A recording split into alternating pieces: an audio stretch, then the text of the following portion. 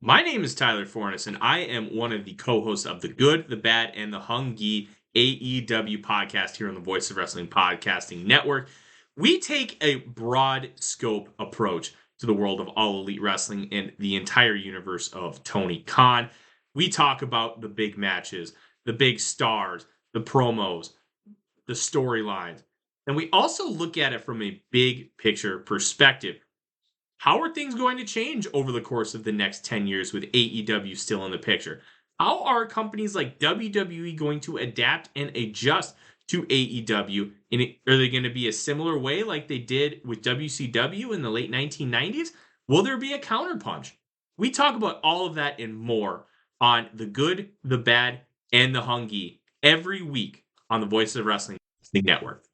If you're a podcast host, listen up, this one's for you. My name is Allie Jackson. I'm the host of Finding Mr. Height, a dating and relationship podcast that I've been doing for 4 years now, sharing my positive and practical approach to dating that's built on my own life experience. And I wanted to share another experience that I've had, my secret behind monetizing my show. It's called Red Circle, and I was just telling my colleague about how much I love their platform. With Red Circle, not only am I getting a seamless hosting experience, but I also love the support I receive in ad sales. It's not just typical ad sales either. It's targeted opportunities based on my show and my life. And the platform is super simple. You just set your preferences and Red Circle matches you with sponsors that align with your show. You can vet every opportunity and their platform gives you great analytics. More recently too, my Red Circle team has brought me opportunities outside of my podcast on social media to really augment the podcast partnerships, bring them full circle. I just can't recommend them enough. If you want to give it a try, go to redcircle.com to get your free trial. That's redcircle.com for a free trial. This podcast is a member of the Voices of Wrestling Podcasting Network. Visit voicesofwrestling.com to hear the rest of our great podcasts, as well as show reviews, columns, opinions, and updates across the world of wrestling.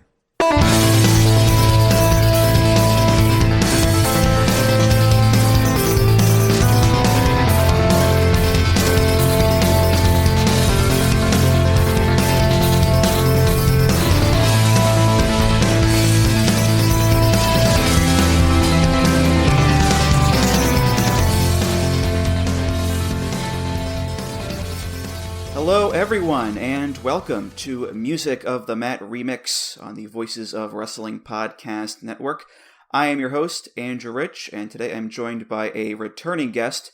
He is the host of the Mr. Warren Hayes Show, and a contributor at Voices of Wrestling. It's, who else? Warren Hayes. Hello again, Warren. Hey, how you doing, Andrew? Thanks you. Yes, multiple thanks right off the gate here. Thank you very much for having me back. I appreciate it. It's always a blast coming over here to talk music with you, man. It's always fun. So I'm very, very thrilled that you've decided to have me back. Of course. Glad to have you back here.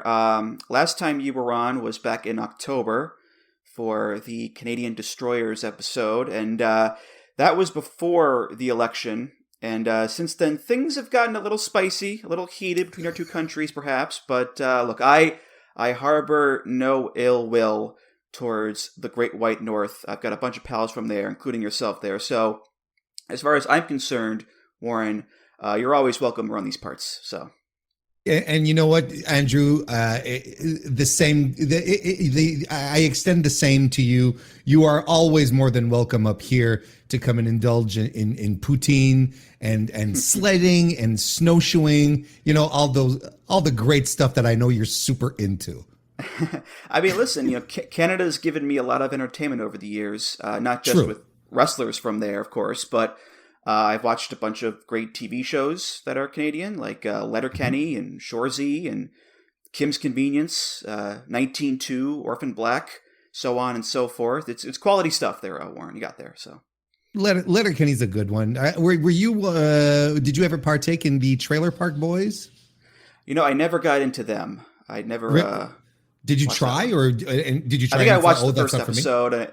I watched the first episode, and it never clicked with me. So okay, I think it really must be. I think it really must be a Canadian thing because obviously they're pretty. They were back in the day. It was a runaway hit. Everyone was into it. I think just the accents and the fact that it's happening over in a trailer park in Nova Scotia. I think a lot of people can go, oh, right, okay, sure. But yeah, it's transcended a bit, right? There has been some. Oh yeah, it's made its way across here for sure. Yeah, sure, exactly. If only because of bubbles, with the glasses and whatnot.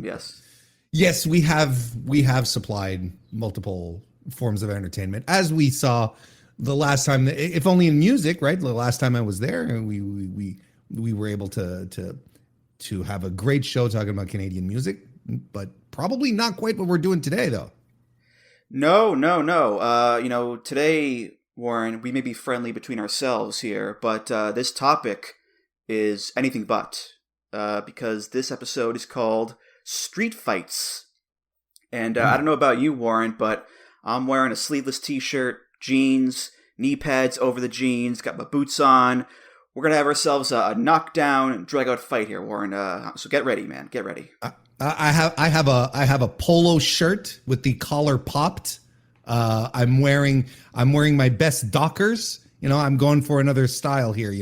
But my hair's slicked back. I'm ready to go, man. I'm ready to go. Got a cigarette on the side of my mouth. Yeah, it's gonna be one of those, brother. Slicked back hair, sloppy steaks. You're ready to go. You're ready to go. Exactly. Yeah. Living for New Year's Eve. Exactly. Oh, of course.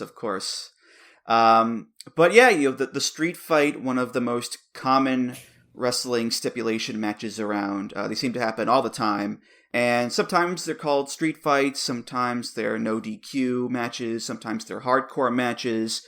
Sometimes they're weapons wild matches, to quote WWE there. The verbiage tends to change around a bit, but because really all these matches boil down to is people using weapons to hit each other with. And there isn't that much to differentiate, the street fight from these similar types of matches, I guess, there, Warren. No, exactly. I mean, look, the basic premise is always the same. And, I think essentially the idea of wanting to call it a street fight most of the time, I think it's generally a reason to throw in the name of the town, for the cheap pop, a Chicago street fight, a Des Moines street fight, et cetera, et cetera. I think there's a lot of reasons why we still call it, why that's often brought up, because you have to tack on the name of the city. You have to get the people invested, right?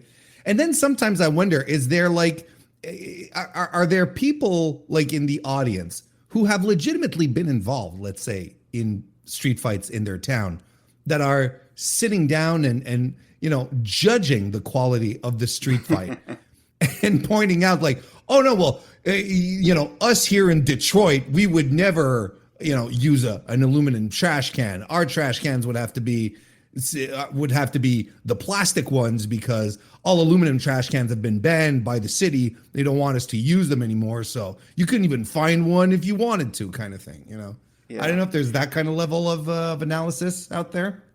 Who knows? I mean, the Sheboygan street fights, not many kendo sticks, I don't think, in one of those. But no, look, I mean, whatever you want to call a street fight, the question really becomes, how the hell are you going to stand out these days? Sure. It's like a ladder match, given everything we've seen over the years, given how many of these matches there have been, it's hard not to just see the same spots done over and over and over again and roll your eyes. Okay, here come the kendo sticks, here come the tables, here come the thumbtacks, here comes whatever.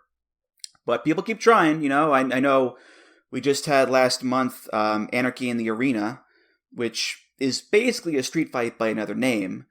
And that match was pretty insane and pretty memorable. I mean, the one-winged angel off the stage through the exploding table, and the swanton off the entrance tunnel, and the staple gun to Swerve's tongue, and the thumbtack shoe swerve stomp at the finish. I mean, that might be the key there. Just overwhelm people with as much insane shit as you can, and don't let up, I guess, Warren.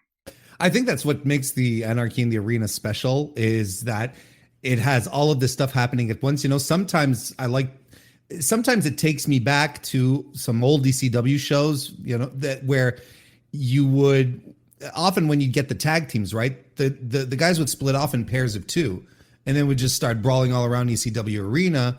And then you'd have the cameras just flipping back and forth from one end to the arena and then back to the other, And I always loved those because I thought that level of erratic sort of jittery production really added to the chaos of it, I guess. It's like just feeling that things are really out of control. And I that's what I find, that's what you get in Anarchy in the Arena, but quintupled, because there's there's 20 people in there. Yeah, exactly. Like there's people there. There's already a bunch of people, and they're doing shit all over the arena. And you sort of get that vibe too when the cameras. I love the split screen when they do that. I wish they did the split screen more. The 4-camera split screen. I wish they'd do that more. But I love it when it's just like there's so much stuff happening. You're just going over here, going over there, don't have time to breathe. And I think like it's currently the style of street fight that differentiates itself the most, because it goes so over the top with so many people. And then on top of that, adds an extra little level, right?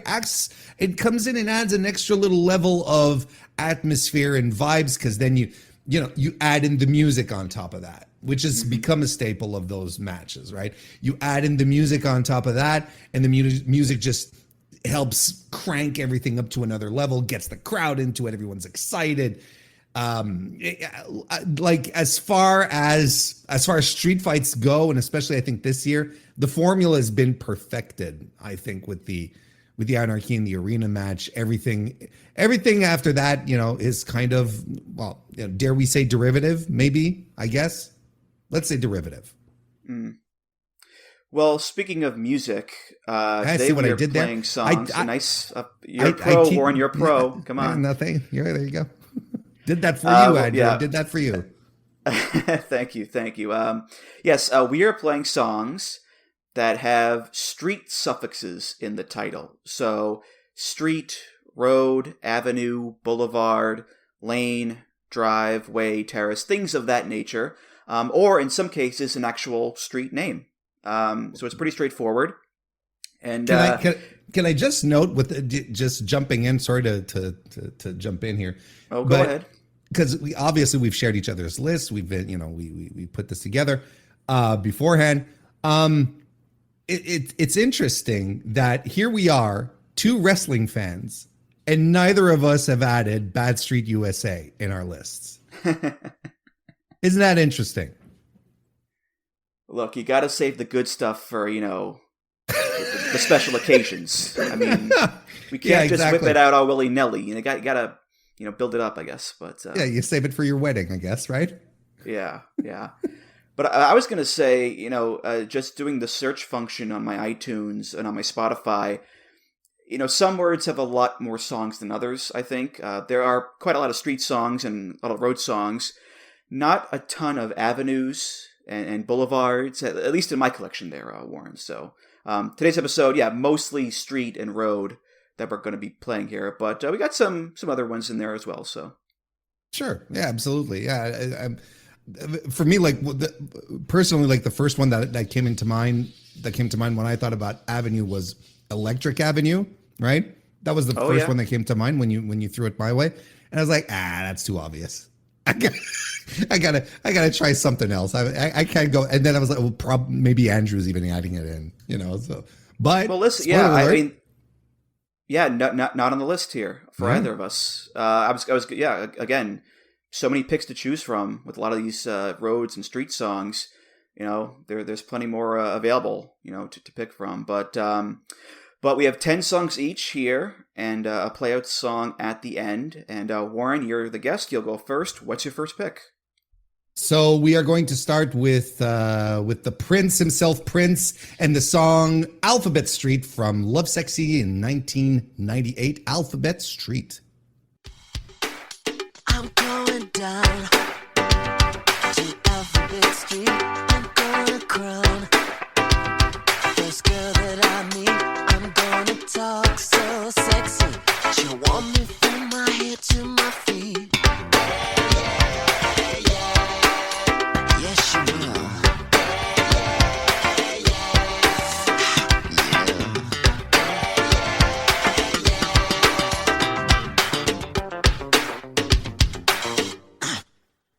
I'm gonna drive my daddy's Thunderbird.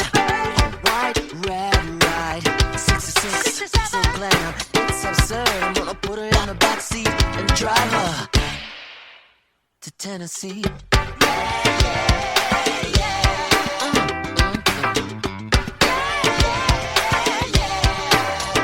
Tennessee. Drive her.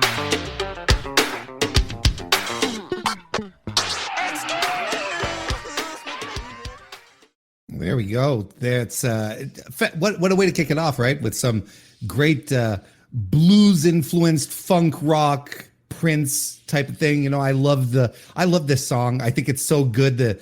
The scratchy rhythmic guitar and the thump of the drum machine, the slap bass. I love this song so much, and it's so catchy.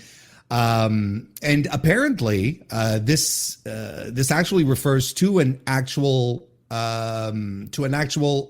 street in Minneapolis. Did you know this, Andrew? I did not know that. No. Yes. However, in this circumstance here, we're not exactly talking about the street. It's more like a metaphor, right? You know, because it's more like a journey. We're talking about love and faith and sex, which is like the three principal themes of Prince's entire oeuvre. Yes, there we go. Completing each other's sentences already. And I absolutely love this song. It's fantastic. It's from a great album too, and I think it maybe even took a lot of people by surprise. If I'm not mistaken, I could be wrong on this one, but I feel like this is like this song and the album Love Sexy, right? Wasn't it one of Prince's first like forays into really bringing the funk element to his craft, I think, right? I don't know. I mean, I've always just figured Prince was a funky guy. I do know that. Oh, sorry. Go ahead. Oh, I was going to say, you said this was 98. This was 88, actually. Oh, I'm sorry. Did I say 98? Excuse me. So I retract my pro comment. You are an amateur at best, good sir. But no, this is like post-revolution, pre-new power generation era Prince. So it's right in that spot. And actually, the next album after this one is the Batman soundtrack, of all things. So we go from this to Bat Dance in rather short order there. But as far as like the funk stuff goes, I mean, I've always just considered Prince to be funk just in general, you know, along with R&B and pop and dance and those genres. And depending on the mood, depending on the album, he'll emphasize, you know, one style maybe more than the others. But they're all the core tenets of his, you know, of his being, I guess you might say. But yeah, you know, regardless, you know, it's really hard to go wrong here. You know, got some nice funky beats, sexy vibes, ow, all that good stuff. Yeah, just really good. It's funny though, you know, when I hear the name Alphabet Street, I think of it as like an alternate name for Sesame Street. So like Prince's version of the show, where everything is purple and glistening and lots of like semi-nude puppets around. That's the vision I get in my head there, Warren. Can you imagine like Mr. Snuffleupagus giving you the old smolder? That'd be tremendous. Elmo with the Jerry curls. I mean, yeah, exactly. It writes itself. Come on. we may have something here. All right. Well, my first pick here. This is a song that has street fight in the title. Oh boy. Very appropriate, I think. This is the Rolling Stones off of Beggar's Banquet. This is Street Fighting Man.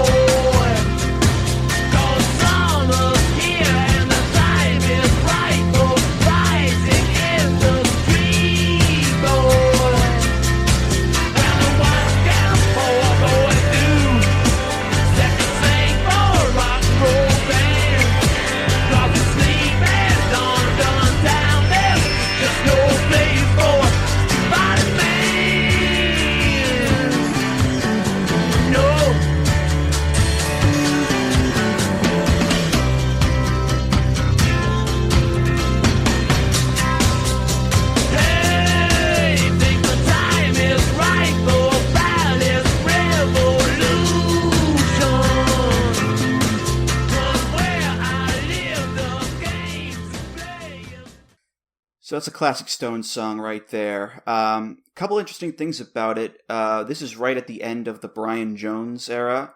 He'd be dead the year after this, actually. So it's one of the last big songs that he was part of.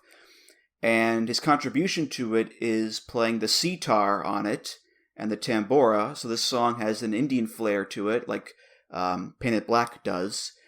And because of the lyrics of the song, talking about, violent revolution or whatever, a bunch of radio stations at the time actually boycotted it, which nowadays seems a bit silly because, look at the lyrics overall, they seem pretty tame, really. But back then, 1968, that was a really rough year with, Vietnam and the assassinations of MLK and RFK and the violence outside the Democratic National Convention in Chicago that year. Mm-hmm. There was a lot of civil unrest and tension. So, I could see the reasoning behind that, in that context there, Warren. It didn't seem to bother Mick Jagger, right? I think he had been quoted something to the effect, well, that's fine. The last time they banned one of our records, we sold 1 million of them, right? And that was for that was Star that had been banned.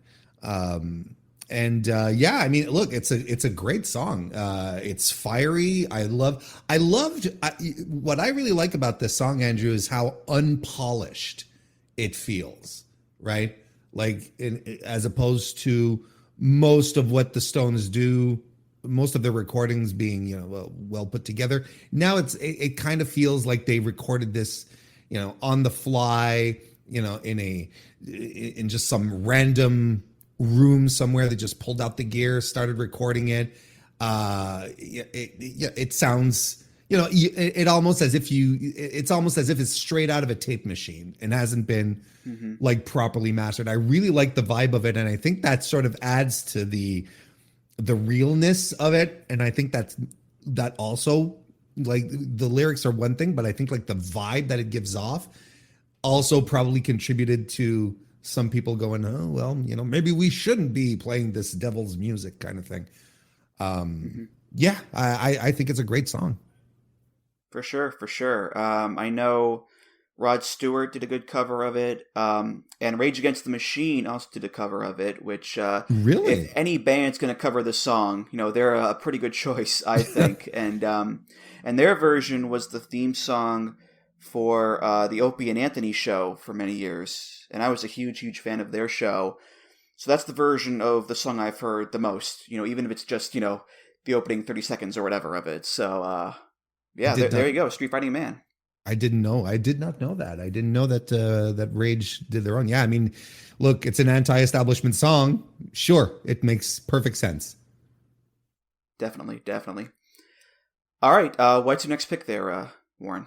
My next pick is from Radiohead, and it is it's Street Spirit by Radiohead. How about just that? This machine will Womack communicate these thoughts and the strain I am under. We watch out for a circle before we all go under.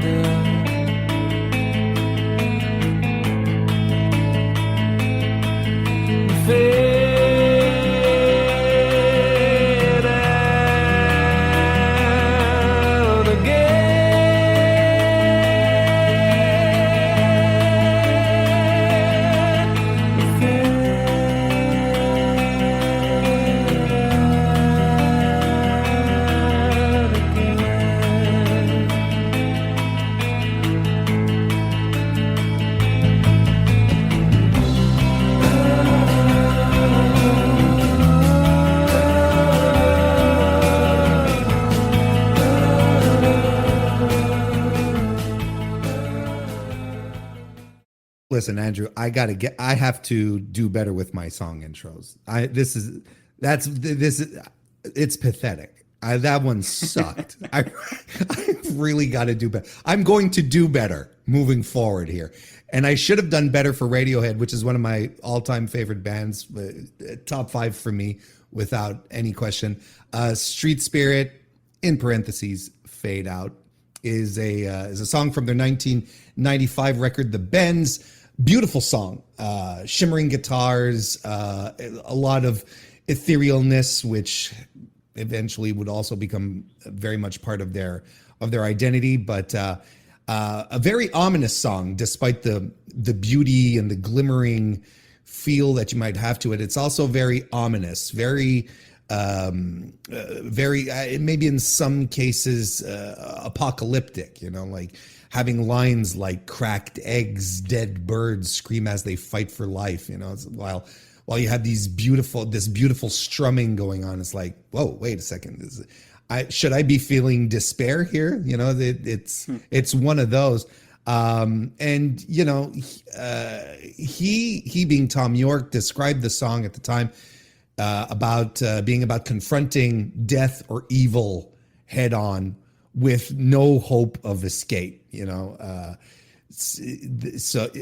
However, since there's nonetheless always a glimmer of hope in Radiohead songs, there's lines in the song like "immerse your soul in love" that suggests that if you if you accept love, it might be your only way to find any kind of comfort in all of this darkness and evil things that are happening here.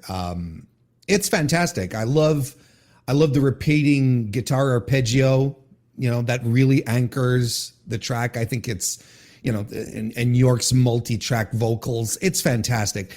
It's still in a period where Radiohead hasn't fully formed into what we know it as today. That probably would happen a little more much more significantly anyway on OK Computer, and then finally with Kid A, where we'd really see what Radiohead was meant to become.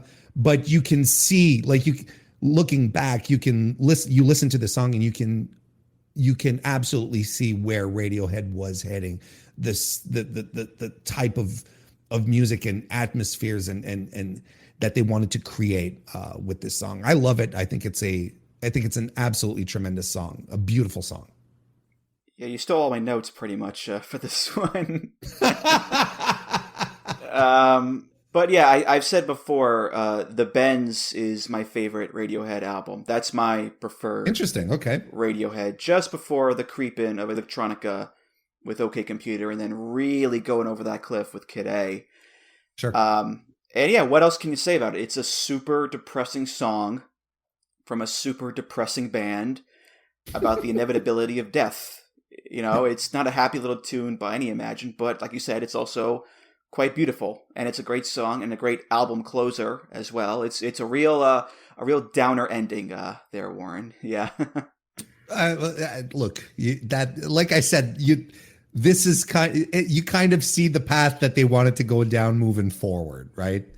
Like, we're a far cry from the elevative, start whispering songs, right? Which was from Pablo Honey, right? Which was this big flourishing tune. It's like we're far removed from that. It's absolutely something else that they started creating here.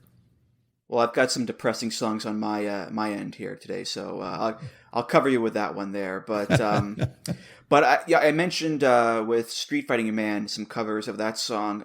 Peter Gabriel does a cover of this song, which is pretty neat. And of all the bands, The Darkness does a cover of this song. Really? And it's the dark. Yeah, it's The Darkness. It turns this soft, depressing song into this hard rockin' energetic tune, and it's actually really damn good. So I recommend people check that one out. I'd check it out right now if I wasn't recording this. I'm absolutely curious now. It's a fun little oddity for sure. Really fun. But for my next pick here, we're going down to Florida, going down to Jacksonville. And if I was playing soccer and being a little too rough, I might get this band. That's right, folks. God. It's Yellowcard. And what other song would I play by this band but Ocean Avenue?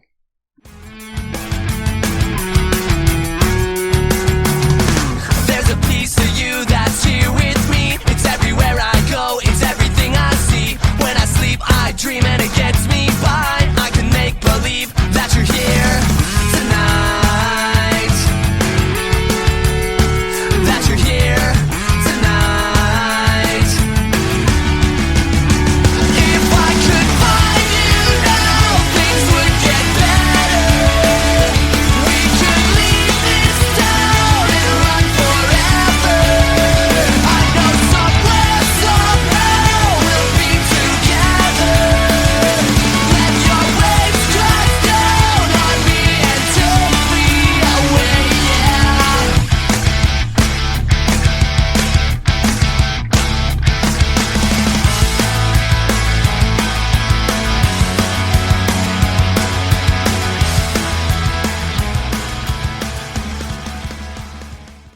So I think if Bruce Springsteen was an emo kid from Florida, that's the kind of song he would write, I think, because it touches on those classic Springsteen tropes of young love and getting out of your hometown and saying goodbye to your younger days. And there's the big emotional chorus and all that. It just so happens to be a pop punk band with a violin from Jacksonville doing it. So, I wouldn't call myself Mr. Emo, but I know a good pop tune when I hear one. And this is one of those. And I had to put it on there, Warren. I just had to. It's an interesting choice. Look, this is when this song came out. I'm being perfectly honest. This was not my cup of tea. Like, this was completely off of anything I was interested in listening. And to a degree, I was like, oh, wait, we've been here before. What are we doing? It's also the kind of song that I've forgotten about. That sort of I've relegated to memory, but coming back to it for the purposes of today's show, I listened to it over, and I'm kind of like with you. I'm like, you know what? This is well done. It's well crafted. It's catchy. It's bright. Like you said, it's a song about being a kid, right? And doing kid things. So it's like the energy, the vibe, everything is perfect on it. So I guess in my old age now, I've grown to appreciate Yellowcard, Andrew. Hey, listen, I only know a couple other songs by them because they were in video games.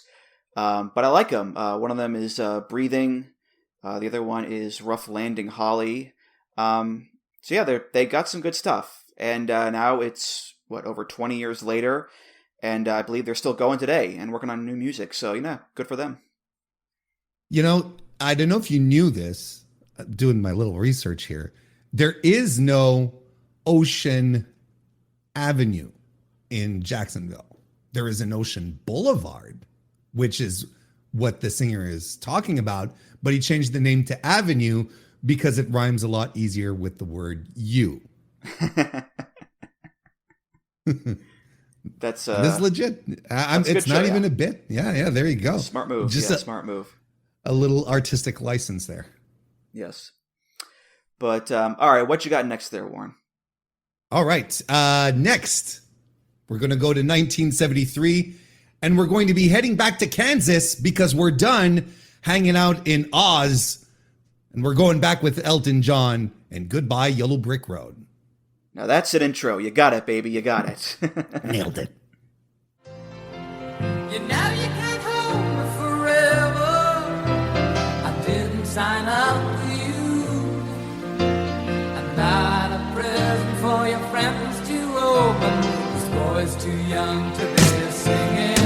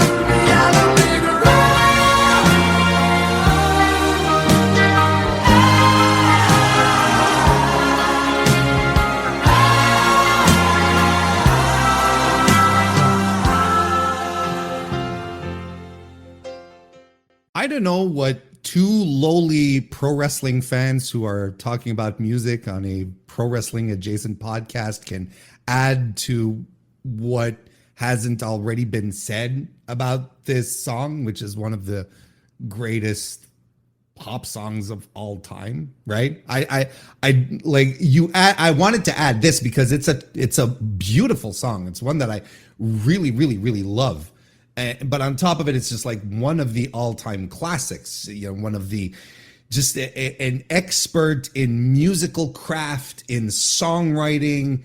It's practically flawless, if you ask me, and so iconic in many ways. If everyone has that, even if you don't know you're listening to this song, you have heard this song before. You've heard the iconic back vocals, where they're going ba ba ba. You've heard this like so many times, and it's a beautiful song that just happens to be very personal, I believe, for songwriter Bernie Taupin, if I remember correctly, who was kind of not really enjoying fame and fortune as much as he wanted to, and he just wanted to just go back to doing whatever he was doing before, find a little, go live in the country and live a quiet life. But we were long past that. And it has the glam pop stylings that Elton John had at the time, but not as in your face. Like it really feels that, like, the orchestral arrangements make it feel bigger, make it feel celestial, make it feel gorgeous. It's a gorgeous song. Like I said, and it's, I feel like I'm being redundant. These are things that everyone says about this song. I don't know what we can add, but if we're doing a song about streets and roads and whatnot, hell yeah, I'm throwing it in. Yeah, this is one of the no-brainer choices for this topic, given it's one of Elton John's biggest and best songs. And it's, like you said, it's gorgeous. I mean, the harmonies in the chorus with the and the orchestra and the melody, and it does contrast, interestingly, with the cynical nature of the lyrics, where, Bernie Taupin is writing about being sick of fame and being sick of the music biz and that whole roller coaster and wanting to go back home to the farm, which is where he grew up. So there's that nice melancholy to the whole thing. I agree, Warren. Yeah, it's fantastic. It was a hit pretty much everywhere. It charted really. I think it reached number 2 in the U.S. at the time. Top 10 pretty much everywhere in the world. It's still a staple or at least was a staple in Elton John's concerts. I don't know what else we can add here. It's just a terrific song. And the craziest thing, writing about being sick of fame, this album came out in 1973, and by this point, Elton John and Bernie Taupin had put out 6 previous albums over the course of 4 years. And it was the second album, the self-titled album, that got the ball rolling in 1970. And after that, it's Tumbleweed Connection, Madman Across the Water, Honky Chateau, Don't Shoot Me, I'm Only the Piano Player, and then here with Goodbye Yellow Brick Road. That is just an insane run of albums in such a short period of time. It's crazy when you think about it. You talk about wrestlers getting the massive push. I mean, there you go, right there. There's the big push. So just an insane amount of output. When you put it in that perspective, those are all all-timer albums, Andrew. You know what I mean? It's all-timer music that we're putting out here, one after the other. It's crazy. Mm-hmm. Well, we're going to go back-to-back Elton John with my next pick here. Just a few albums after this one, 1975's Rock of the Westies. And this is a deep cut from the album. It's called Street Kids. Rebecca's got the two lovers, yeah, and now we're born to stand. I never think you say gasoline, burning in my eyes. Don't be alone, tell yourself it's good to be, it's got to be alive. Oh.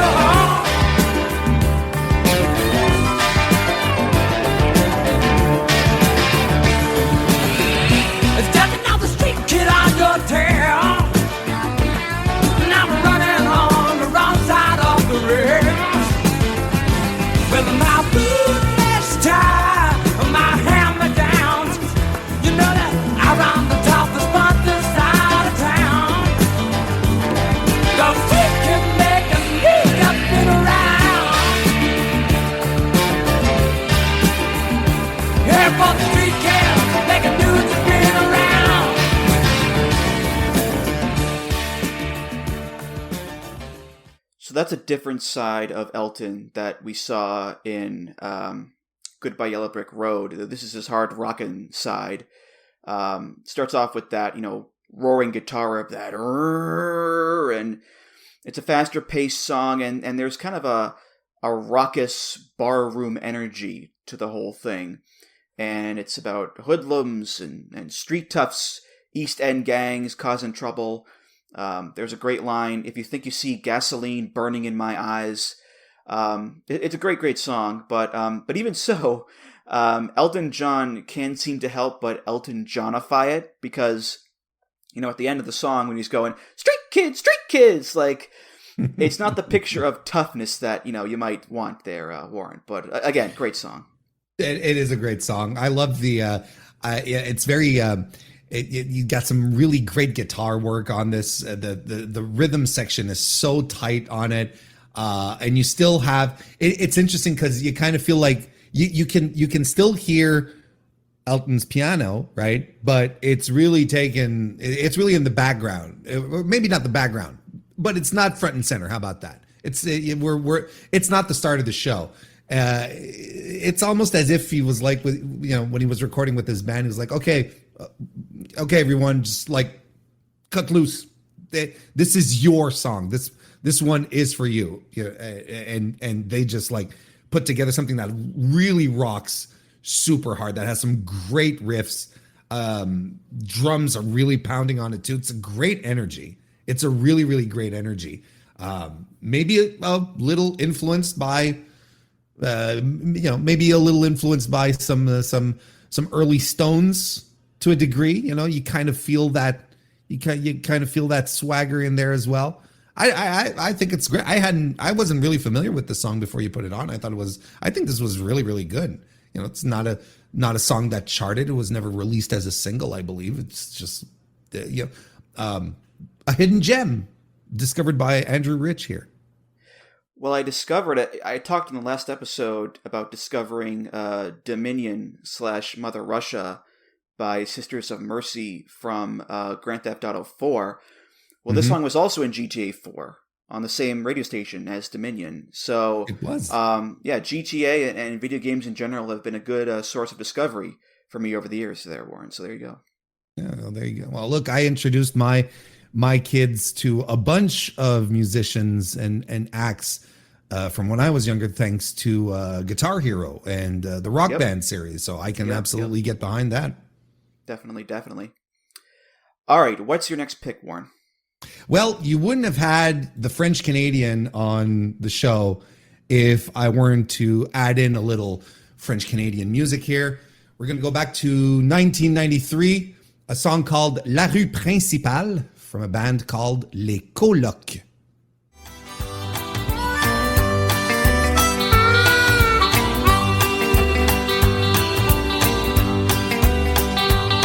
Dans ma petite ville, on était juste 4000, puis la rue principale, elle s'appelait Saint-Cyril. La coop, le gaz-bar, la caisse pop, le croque-mort.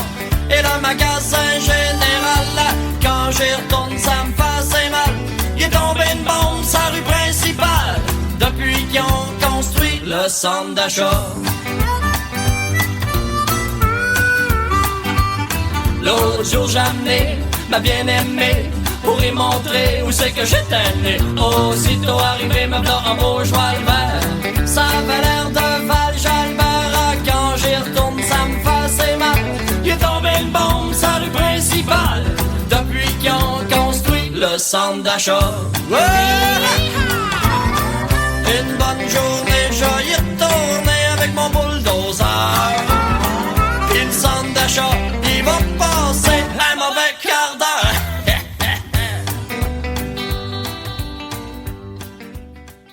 So, La Rue Principale in English directly means Main Street.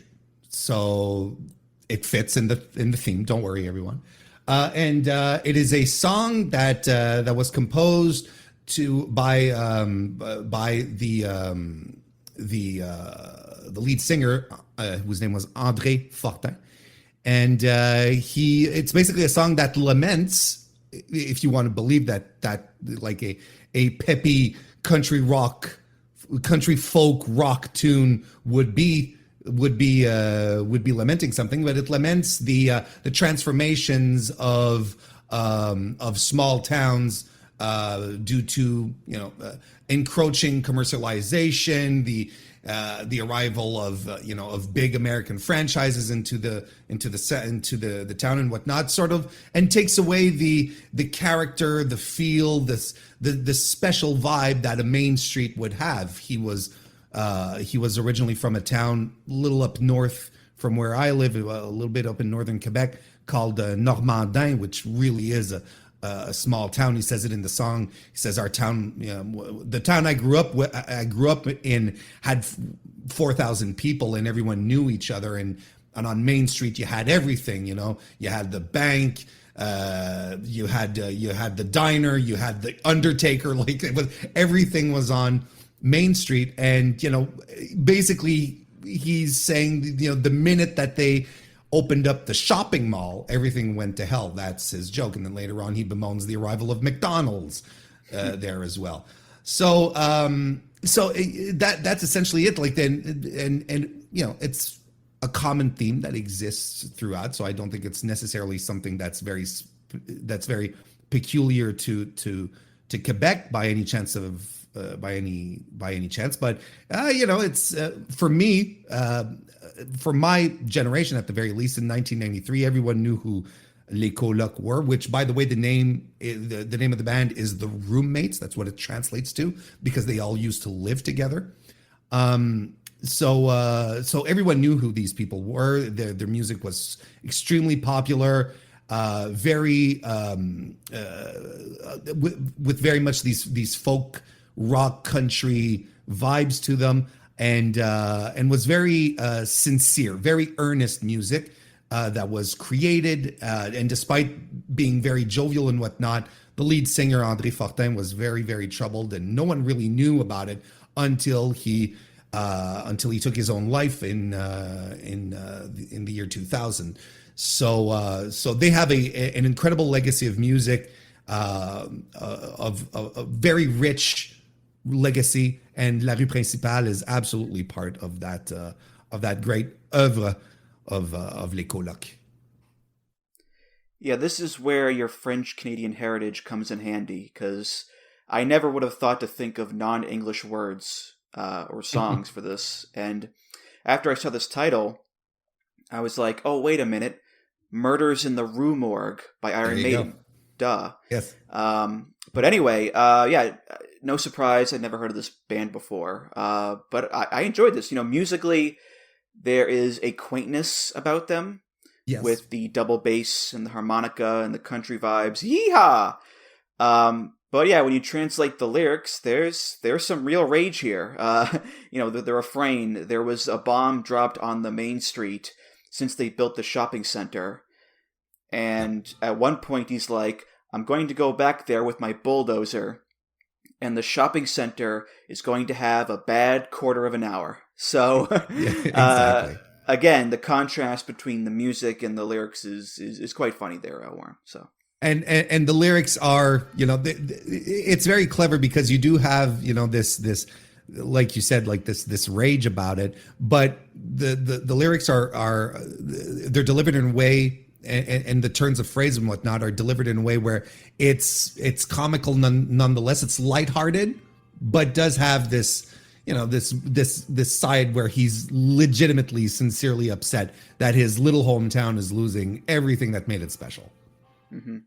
Well, like you said, I looked up the band after this, and this is a band that talked about social issues and consumerism and things like that in this light, humorous style. So, balance was the key of the band, I suppose. Look, he again, the lead singer and lead songwriter, André, or as we affectionately would call him, Dédé Fortin. He even has a very funny song about being homeless, because he was homeless for a long time, trying to make it, trying to just live off of his music, I should say, not even make it, just live off of music. and he has this actually very funny song where he talks about going in circles, going to the unemployment office, saying, well, you need a street address for us to be able to send you checks, so you need to have an apartment. And then he goes to rent out an apartment, and the landlord tells him, well, we can't rent you out an apartment, you don't even have social security, so it's like, so you don't even have welfare. So he paints these portraits that are intimate, frustrating, but also in a way that is very jovial and light. He was very unique in how he approached it. Warren, when you talk with the church bells in the background there, it adds to the whole French Canadianness of the experience. I'm just going to say that. So because of course I live within earshot of a church, right? Of course, I couldn't be any more cliche than that. It's fine. It's adorable. Come on now. But all right, my next pick here. In 2004, a little band called Green Day put out a little album called American Idiot, which is a very prescient term right about now, I'd say. And they have a song on there called Boulevard of Broken Dreams. I walk a lonely road, the only one that I have ever known. Don't know where it goes, but it's home to me and I walk alone.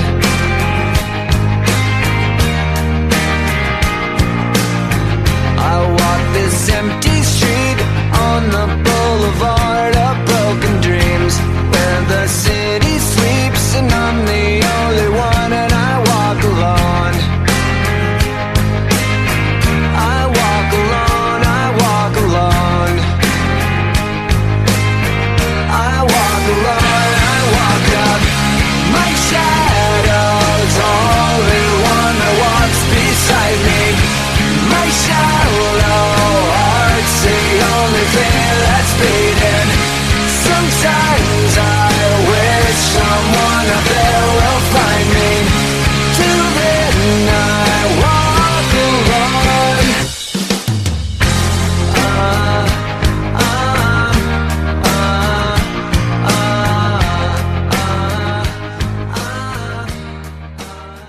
So I said earlier I'm not Mr. Emo, but I'm not helping my case there. Another sad boy song there about loneliness. And yeah, I know Green Day have their fans and their detractors, but you know what? I liked this song when it came out, and I still like it. I like that echoey guitar. Ba ba ba ba ba ba ba ba ba.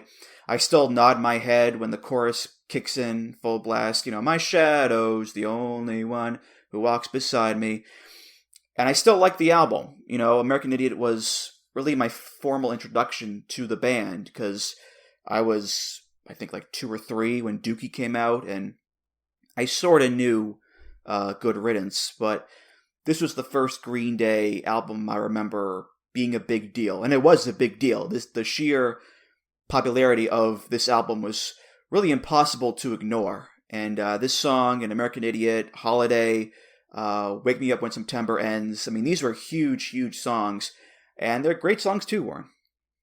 I agree. And this is coming from a guy who was old enough to be around when Kerplunk was a thing in their previous album there. But I owned the Kerplunk CD back in the day, so I was one of these guys who rejected Green Day because they sold out. You see, man, yeah, I was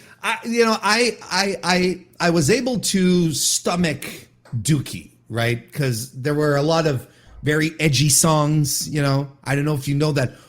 I don't know if you knew that what Longview's about, Andrew. So I was able to forgive them for selling out, but man, Insomniac couldn't. Nope, that was a bridge too far. I couldn't take it. Now we're in 2004. Andrew, I'm a dad at this point. I've mellowed out. so American Idiot comes out, and I'm like, this is pretty good. And I'm like, what, Green Day have always been really good. I'm such a little prick to have just always been like, no, Green Day sucks. They sold out. Because at some point, I don't think it's, I don't think it's fair for fans to expect their favorite artists to starve for their art their entire life. They are entitled to make a little bit of cash. But that being said, I agree with you. This American Idiot is a seminal album. There's too many great songs on it, tremendous hits, and Boulevard of Broken Dreams is a very good song. It's well put together. It's a lot of fun. Nice and moody, mid-tempo guitar. I love the chorus. The chorus is tremendous. What are we talking about? Great power chords in it. I love this song. It's very, very good. Mm-hmm. I will say the refrain of I Walk Alone, just once, I would have loved to have seen Dave Bautista come out to this song. Just once, doing the machine gun taunt, my shed.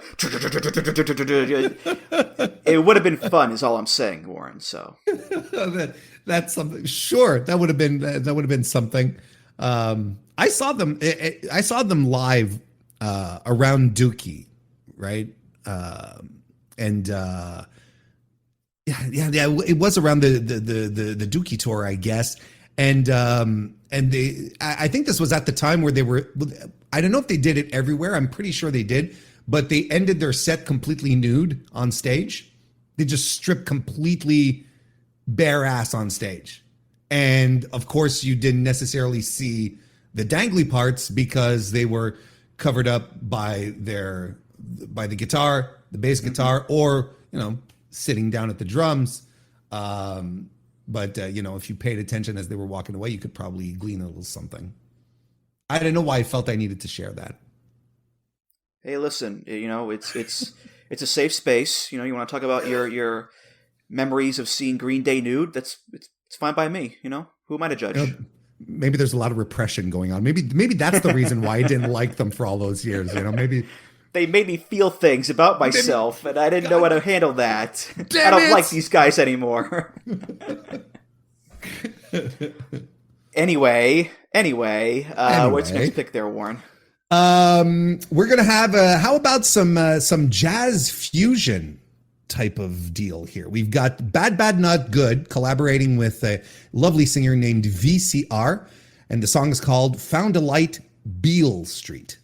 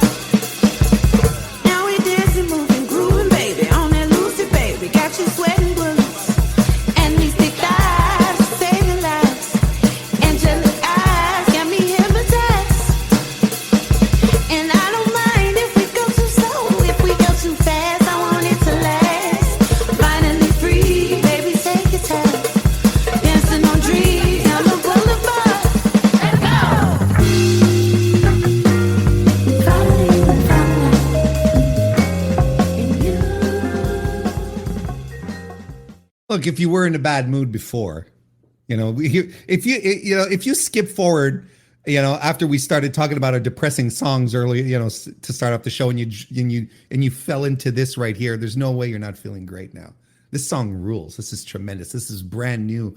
On top of that, this is a song that was released earlier this year by, like I mentioned, Bad Not Good, Canadian jazz, electronic experimental type outfit that not always but often work with great vocalists to upgrade and enhance their songs, and they found this wonderful singer based out of Detroit called VCR to collaborate on a song which is a reference to Beale Street in Memphis, which is a historic heart of blues and soul music. So the idea in the song called the song being titled "Found a Light," refers probably maybe to a musical awakening, maybe a spiritual awakening. I like the idea of the spiritual awakening because there's some gospel in the vocals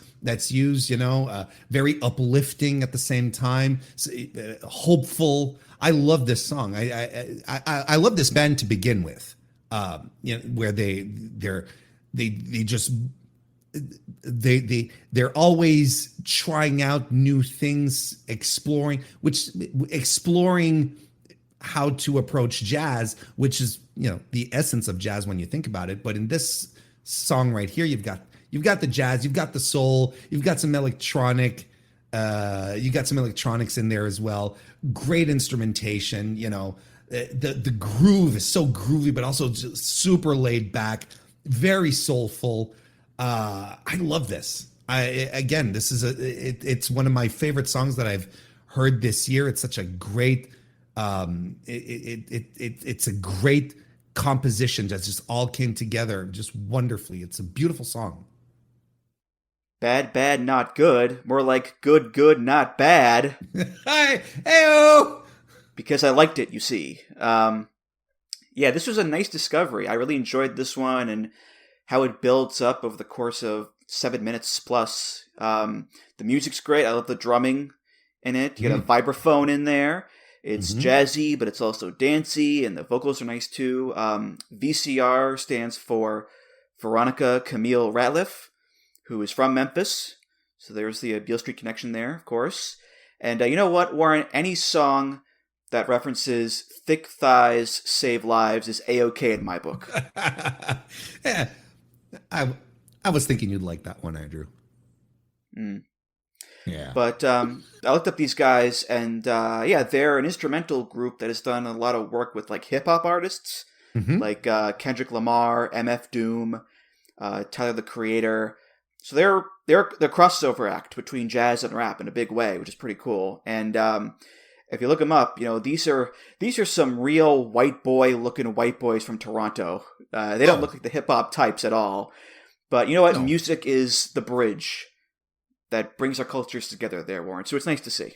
Yeah, you're absolutely right. Like they look like they all look like recent college grads, that had just finished their degrees in administration. But they're terrific musicians, and they've got such a huge catalog of stuff that you can dive into.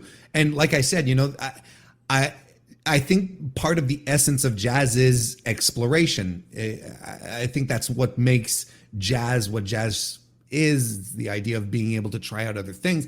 And that's what they constantly do. They work with a lot of hip hop artists. They work with,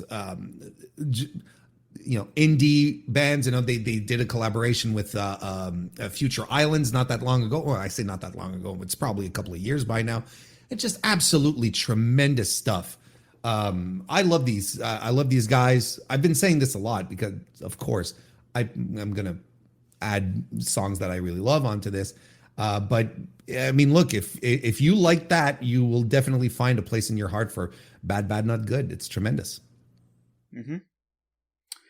All right. My next pick here, this is from a movie from 1972, starring Yaphet Kotto and Anthony Quinn, called Across 110th Street. And this is the theme song from that movie by a guy named Bobby Womack. I'm not saying what I did was alright. Trying to break out of the ghetto was a day-to-day fight. Being down so long, getting didn't cross my mind. Need a garage, machine shed, or barn for your farm or acreage? Work with the best in the industry, the expert post-frame advisors at QSI. In business for over 20 years, they bring dedicated craftsmanship to each project. QSI will work with you to customize your building project, keeping it on budget and on time without ever compromising on quality. You'll have a structure that lasts for generations. Visit QualityStructures.com to get started today. I knew there was a better way of life, and I was just trying to find. You don't know what you do till you put under pressure. Across 110th Street is a hell of a tester. Across 110th Street, pimps trying to catch a woman that's weak. Across 110th Street, pushers won't let the junkie go free. Across 110th Street, woman trying to catch a trick on the street. You baby, across 110th Street, you can find it all in the street.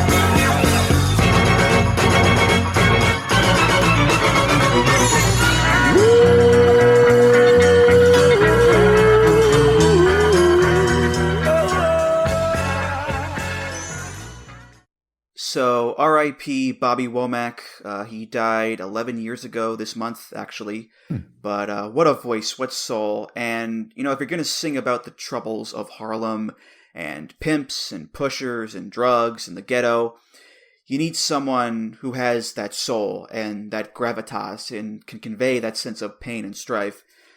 And he does that, for sure, you know, and the blend as well of the 70s R&B with the orchestra in there is so great too. You know, ba-da-ba-da-ba-ba-da-ba-da-ba. Oh, so good. And really, you know, it makes me feel very lucky that I didn't grow up in that environment in that time period. You know, I grew up so outside of all that, you know, shooting up dope and snorting coke and tricks and junkies and all that. That's so alien to me. You know, I count my blessings in that regard, but I still enjoy this song a lot, Warren, because it's a damn great song.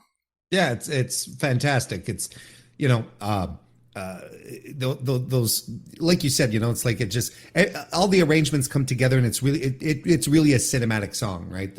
The string arrangements are fantastic. You know, they're moody. You know, I think the Womack's voice has always been like very warm at the same time. It's nice slow groove. It's fantastic. And the chorus is so what's the word I'm looking for?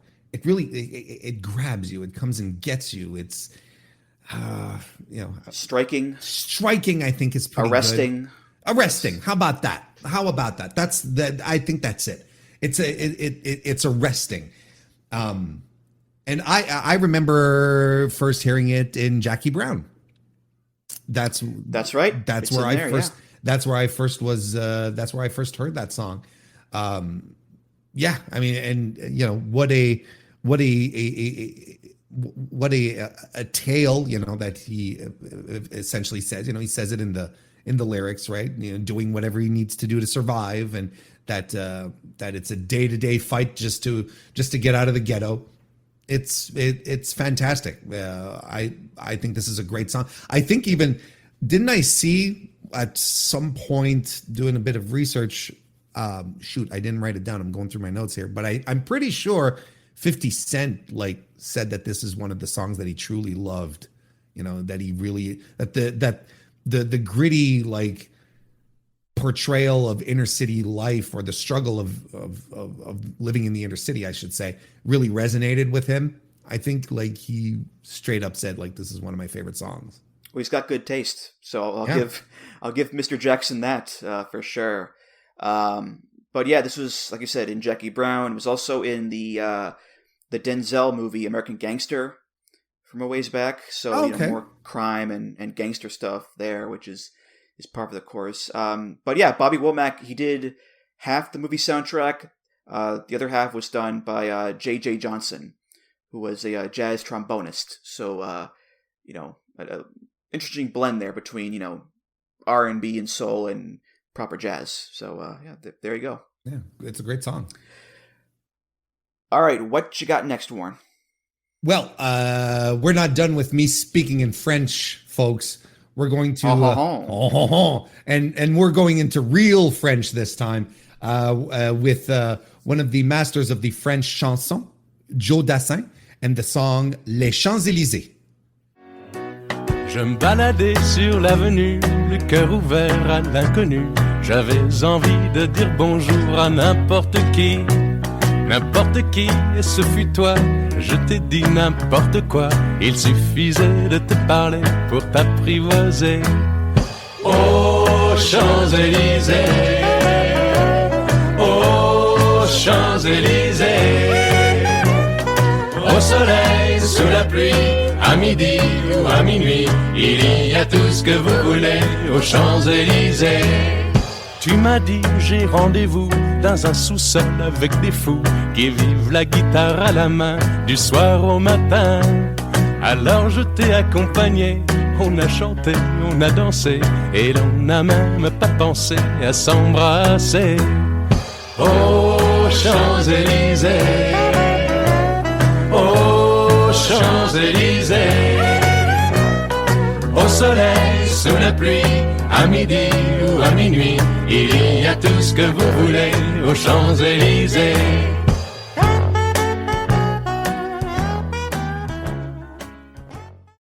So I sort of cheated on this one, Andrew, but Andrew was okay with it because it doesn't include any words like street or road or avenue or boulevard.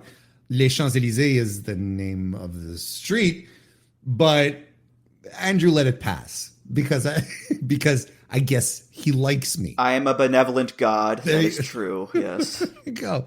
I have a feeling that this is one of those that everyone has kind of heard about. You've heard the air at some point. It's been covered multiple times as well. I've seen a couple of people actually try to translate it. NoFX, the punk band, they had their own cover of this a few years ago, back in the 90s. So this is the quintessential song, the quintessential French Parisian song about Les Champs-Élysées, which is a very famous, very well-known street in Paris, bustling, busy. There's always something going on, and it has and the idea here is to convey how romantic and whimsical walking down les Champs-Élysées are, regardless of where you are, regardless of the day, whether it's morning or at midnight, whether it's raining or there's sunlight, no matter what time of the day, it's always wonderful to be walking down here. And you've got this warm, breezy, easygoing arrangement that creates this jaunty tune where you feel like you're skipping along the street with Mr. Dassin and his lovely, the lovely girl on his arm. It's a quintessential French chanson song. It's the ultimate Parisian tune. It always puts a smile on my face. It always makes me feel good, even if it's also kind of corny, but corny in a very sincere way. You know what I mean, Andrew? Mm-hmm. Well, look, it's one thing to bring your French-Canadian nonsense onto the show, but when you bring on actual French stuff, it's a real line crosser here, my friend. You're really going into the red with this one, my friend. But no, seriously though, I didn't think I had heard this one, but part of me felt like I had. Like there was just this nagging feeling that I knew this song, maybe because it's so blatantly French. Sure. It's the vibe is so familiarly French, perhaps. But yeah, it's another quaint and cute song, and unlike Rue Principale, the lyrics are actually nice and happy. Yes. Yeah, oh yeah. Two strangers meet and they fall in love. It's very nice. And what I also found out is this is actually a French cover of a song in English called Waterloo Road by Jason Crest. Not Waterloo Sunset, Waterloo Road. And it's literally the same song. The same melody, the same story beats pretty much and everything, but it does sound more romantic in French. I will say that, Warren. So yeah, it doesn't quite come across the same. It doesn't hit the same in any extent. But look, this is it's a pillar of French music. It was not only a hit, but it is recognized as a French language treasure. for the language, for the artistry, for what it represented. Ultimately, it's just one of these. It's an immovable object as far as the history of French art, especially the music kind, goes. And Lord knows there's a lot of. I don't know if you know, there's a little bit of French art out there. There's a couple of things. Perhaps. Well, I've actually walked down the Champs-Élysées, or at least part of it, because I was studying abroad in England, and my dad and my sister came over for a few days, and we went to Paris for the day, and we walked around, and it was very nice. We didn't go to a basement with crazy people playing their guitar from night to morning. That's a shame. But it was still very nice. Warm, okay, so that's a shame. So you missed out on the quintessential Champs-Élysées experience, is what you're saying. Suppose we did. I suppose we did. Yes. All right. Well, speaking of England, my next pick is an English band coming to us from the world of trip hop. 1994, the debut album by Portishead called Dummy. Yeah. Oh God. I had to. I'm sorry. I don't feel good about it either, but I had to. This is a song. It's called Roads.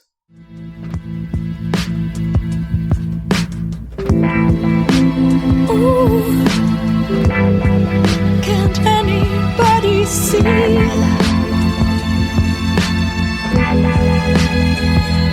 got a water valley, never find our way. Regardless of what they say, how can it feel?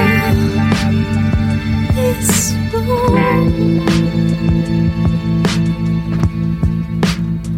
from this moment, how can it feel? This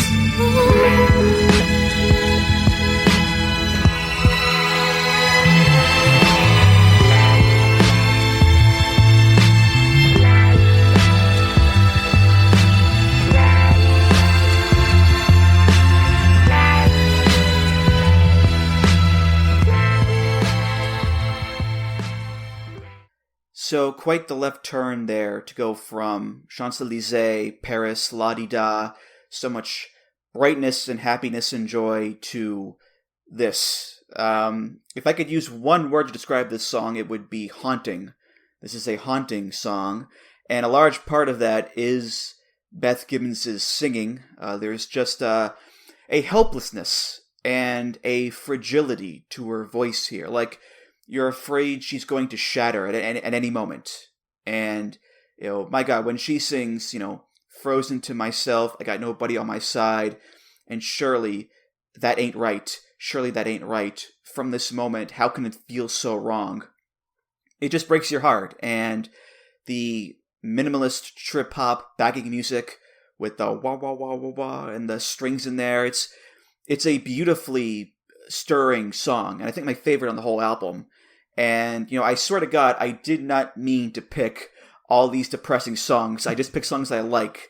That's just the way it played out there, Warren, I swear. Yeah, we're coming back full circle to the start of the show.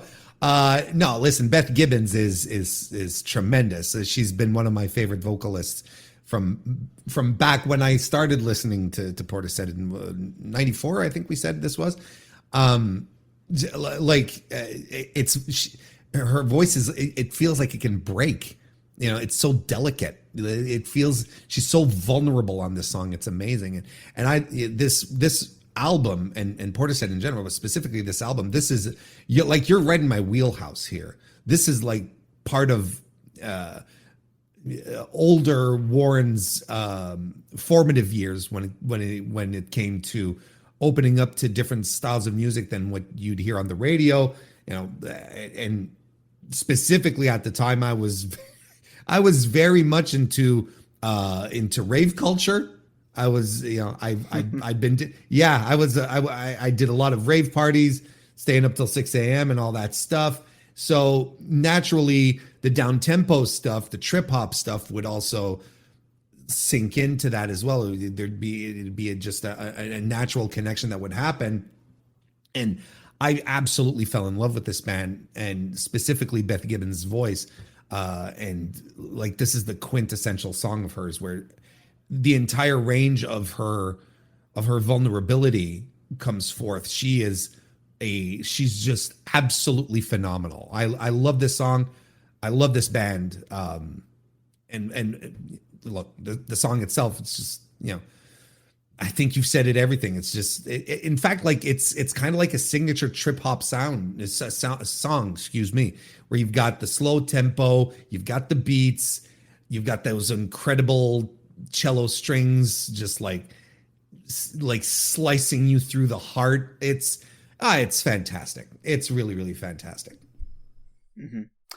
And if you want to listen to more Portishead, it won't take you long. They have 3 albums: Dummy, Portishead, and Third, and all of them are highly acclaimed.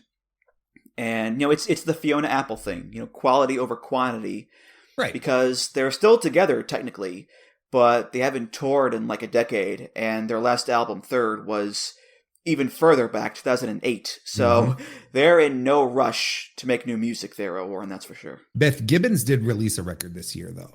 Like, she did do her a solo first thing. her first solo album ever. Yes. Which, again, it took her that long to put out her first solo album. And it's not an extension of Portishead. Of course, it's not. Look, it's a logical it's a logical companion piece to Portishead, but obviously it's not that either. Look, if you love those vocals like I do, you just want more and more of her singing for you in your speakers. So it was a great revelation that she released that earlier this year. Mm-hmm. All right, what's your next pick there, Warren? We are going to go back to 2007 and going to revisit. We're going to revisit Annie Lennox and her song that she released at the time for her album Songs of Mass Destruction. The song's called Dark Road. You know I can't be here too long. And if you let me, I might try to make you stay. Seems you never realize a good thing till it's gone.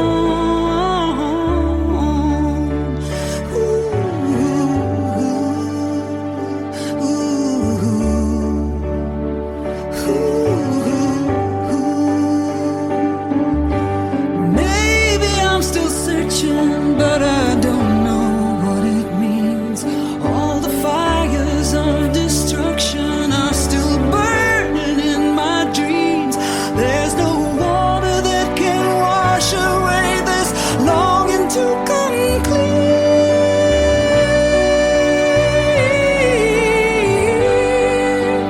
Hey, yeah, yeah.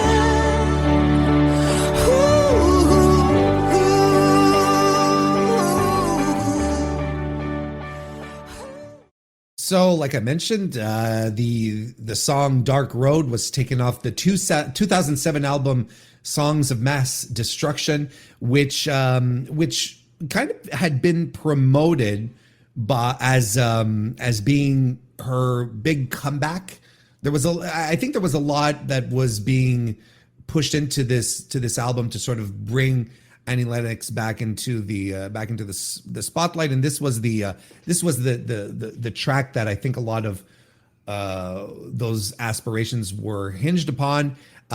Didn't quite turn out to be a financial success. I don't think you can necessarily consider it anything memorable, or even at the time wasn't really. I don't think it really ever charted or whatnot, or if it did chart, it charted rather modestly. Let's put it that way. But look, we were just talking about a great vocalist in Beth Gibbons. You come over here with Annie Lennox. I've always had a soft spot for her because of how wide a range her voice has, and even but despite playing on different ranges and whatnot, she always has has some incredible power to it. There's always there's always a what's the word I'm looking for again? Like a tremendous boom to what she does, which is extremely captivating. It's a shame it didn't work out for her, but this song, looking back on it, you can always look back on art and draw conclusions outside of the sphere of economic success or not. I mean, this is a great pop rock, moody ballad, great keyboards, electric guitar, but Lennox's voice is the whole hook here. It's tremendous. It's brooding. It's dramatic. She's fantastic. It's another great song. Yeah, I've said before on the show, I also love Annie Lennox a lot, solo or Eurythmics, and any jokes about picking another depressing song aside, this song is actually about depression, but it's also about fighting it and wanting to get better. I can't find the joy within my soul. It's just sadness taking hold. I want to come in from the cold and make myself renewed again. It takes strength to live this way, the same old madness every day. I want to kick these blues away. I want to learn to live again. So she's not just resigned to the way that things are. She wants to fight and get better, which is a positive tone there, Warren. Yeah, absolutely. Resilience is what you get a lot out of the song as well. And a lot of you do feel the struggle. It comes across. It's terrific, and her performance is just spot on as usual. I'm glad you're an Annie Lennox appreciator as well, enjoyer, because I think ultimately there's a lot of her work that is just going to be set aside because a lot of people don't, because outside of a couple of lightning strikes and outside of Eurythmics, I feel like a lot of people will look back at her catalog and say it's not commercially viable. And I don't think it'll have the, unfortunately because of that, I don't think it's going to have the, it's going to have the second looks or the third looks that it deserves, because she's an incredible vocalist, even to this day. Mm-hmm. And a little bit of kismet here. Beth Gibbons is on this album. She's done a song called Sing, which has more than 20 female singers on it, including Madonna, Gladys Knight, Celine Dion, Faith Hill, Pink, Bonnie Raitt, Shakira, Melissa Etheridge, and many, many more, which is pretty neat, I think, there. But yeah, my next pick here, 1981, Van Halen put out their fourth album called Fair Warning, and I picked the opening track off that album. This is Mean Street. It's always here now, my friend. It ain't once upon a time. It's all over but the shouting. I come to take what's mine. We're searching for the latest thing. A break in this routine. Talking some new kicks. Ones like you ain't never seen. This is home. This is Mean Street. It's our home. Only one I know. This is home. See, a gun is real easy. This is Mean Street. In this desperate part of town. This is home. Turns you from hunted into hunter. Go and hunt somebody down. Wait a minute now. Somebody said, fair warning, Lord. Lord, strike that poor boy down.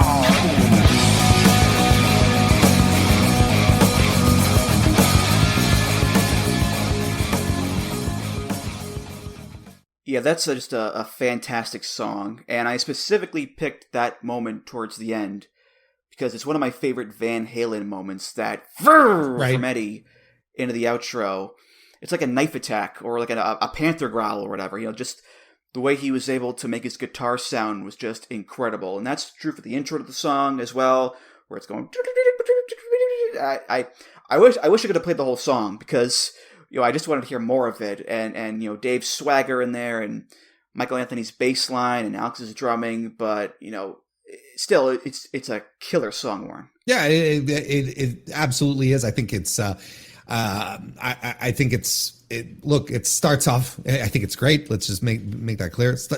You've got Eddie's like classic, tapping lick that he does at first, right? Like you mentioned, which is fantastic. And the riffs, it's a really heavy song. Like it's a really, really heavy song with some very heavy subject matter as well. Talking about the mean streets. They're not kidding about the mean streets, that it's easy. See, a gun is real easy to find, right? Turns the hunted into a hunter, so on and so forth. And it's a song that talks about survival and desperation. The streets are dangerous. You got to be careful. And Roth's energies, excuse me, his vocals have a great energy to it.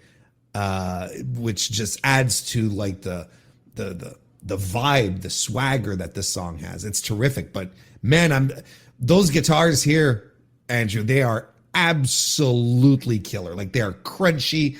They're crunchy. It's the kind that when you hear it, you crinkle your nose and you grit your teeth. Like yeah, that's what you want. It's terrific. Mm-hmm.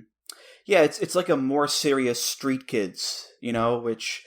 It's funny because to describe anything with David Lee Roth as serious, it's kind of comical there, but it's true. Like you said, it has that darker edge to it, and this album, Fair Warning, has that darker edge to it too. It's not as fun and bright as Van Halen 1 or 2 are, and the cracks are definitely starting to form with Eddie and Dave, and Eddie and Ted Templeman as well. But there's still some great stuff on there, like this and Unchained. So This Is Love. Hear about it later. So just great stuff from these guys. I agree. This was a good pick, and not one necessarily. Interestingly enough, it wasn't even released as a single, but yet like it's a song. When you pulled it up, I was like, oh yeah, this rules. I don't know. I guess it's just one of those that you listen to the albums, they get passed around, and you're like, everyone remembers this song when they hear it, but it never was a radio hit. All right, Warren, what you got next? What do I have next? Oh, okay.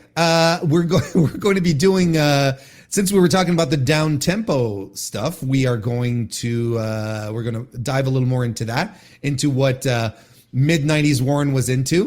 We're going to listen to a song called "It's a Long Road" by the down tempo outfit Funky Porcini.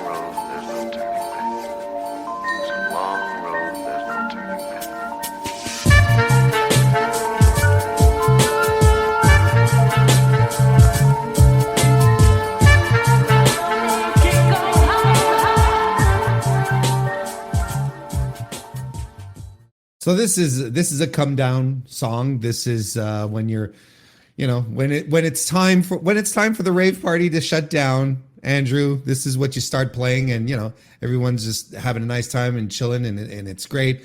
I've always had a soft spot for this song, or nice electronic track, trip hop vibes to it.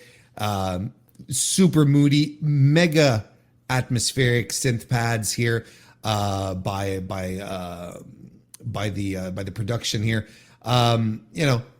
you have these repetitive ruling drum loops, and then you hear one of the only lyrics in the song eventually pop up. It's a Long Road, There's No Turning Back, which is actually a sample from Robert Mitchum from an old 1950s movie called Where Danger Lies, which I'm pretty sure I seeked out back in the day once I found out about it. I was like, oh, it's from a movie. Let's watch the movie. And Andrew, I can't remember the movie.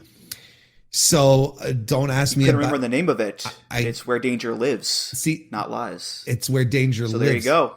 So you see, at least I'm anything if not consistent in this circumstance.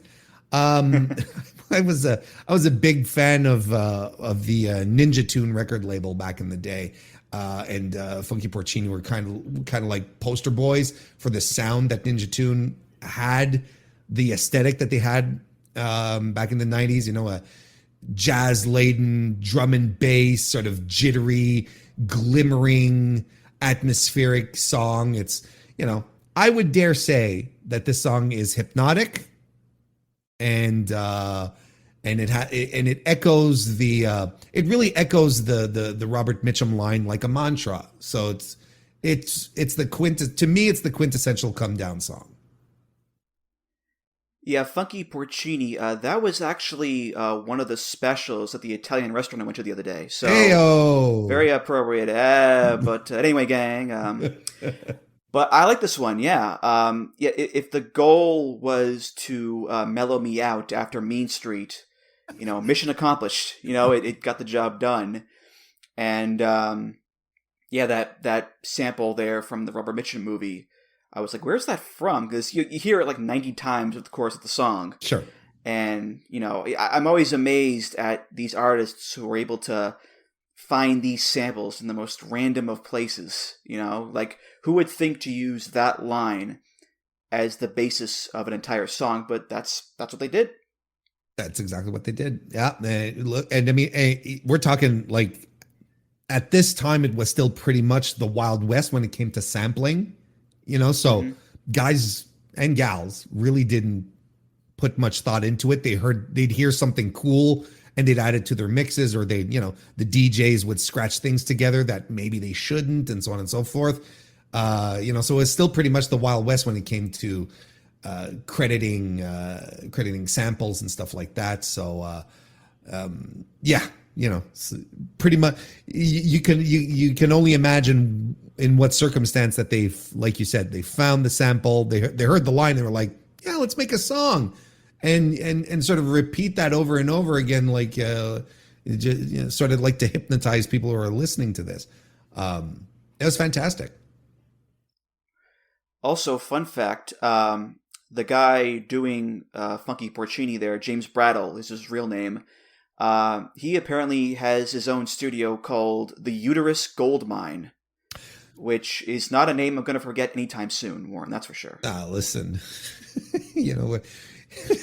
I'm sorry, I got nothing. I got nothing. The name does all the work. Let's move on. Listen, you gave me Nude Green Day, I give you the Uterus Gold Mine. We're evening out there. We're evening out. True, fair. Just images we cannot, forget anytime soon, I guess. But anyway, my next pick here, this is by a DJ and a producer. Her name is TSHA Matthews, and she just goes by, professionally, she goes by TSHA, spelled TSHA, all caps. So one more for the Brian Alvarez EITA joke pile there. This is from an album she put out last year called Sad Girl, and this song features a singer from Sweden on it named Ingrid Witt, and this song is simply called Drive.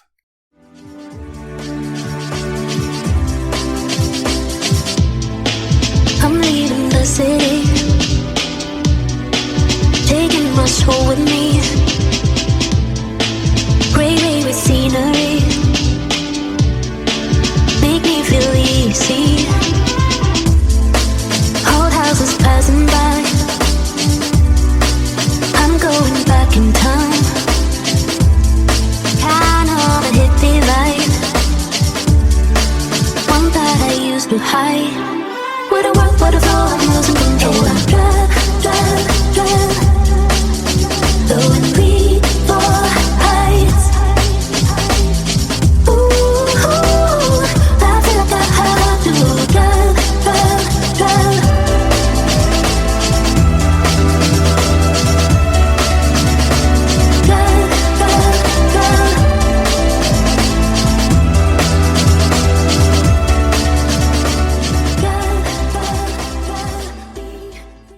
that was, I think, a nice compliment to the song that you just played there. You know, a nice chill song about driving out of your hometown and looking towards the future. You know, despite the album being called Sad Girl, it's not depressing, which is nice. You know, it's actually a positive song.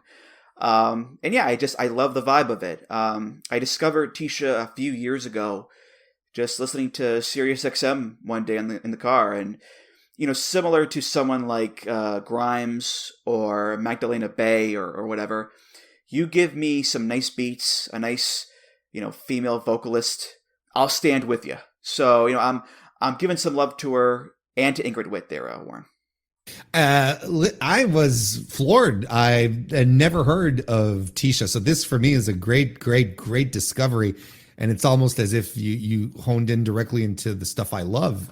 You know, when this started off and I was listening to it, I was like, oh, this is tremendous. We're like, these has some really like, we've got some great drum and bass vibes going. Like, you know, I was sort of thinking Massive Attack at times, where I'm like if Massive Attack was to continue she was actually inspired by Unfinished Sympathy. Look at that. There you go. And for the song, yeah. And like, it's almost as if Massive Attack continued and decided to do, oh, well, why don't we do a little, why don't we lean more into 2000 dance pop, right? And like, this came out just fantastic. I love this. It was tremendous. And I'm, you know, I added the album. I've got it on my rotation. I'm going to be listening to it a lot more, because this is really, really good. You know, there's a great piano motif at first, you know, when it starts off too. And the beat is tremendous. The strings and the vocals are tremendous. It's a great song. And I'm kicking myself, because I'm like, how did this escape me? And thankfully I have to turn to I have to thank the producer, Andrew Rich, here to give me the good stuff, send me on my way with something great in my goodie bag. On the way, do. Sorry, you said the name of that song. I couldn't help it. But but no, yeah. I it's funny. I was looking up songs on my iTunes or whatever for this episode, and as far as songs that are just called Drive, there are quite a few options out there. You know, there's there's The Cars, there's Incubus, there's REM. There's a whole bunch out there, but I went with TSHA there, TSHA, for Mr. Alvarez there. So yeah, I wanted to show her some love there, Warren. I think there's a lot. There's a lot of love to show and a lot of love to give. It's a tremendous song. I'm really glad it's on my radar now. For sure, yeah. Well, what's your second to last pick there, Warren? My second to last pick is going to be a little surf rock ditty. We're going to be heading down Dead Man's Curve with Jan and Dean. The street was deserted late Friday night. We were bugging each other while we sat out the light. We both popped the clutch when the light turned green. You should have heard the whine from a screaming machine. I flew past the sprayer swamps and crescent rides, and all the Jack could see were my six tail lights. He passed me at Doheny, then I started to swerve, but I pulled her out and there we were at Dead Man's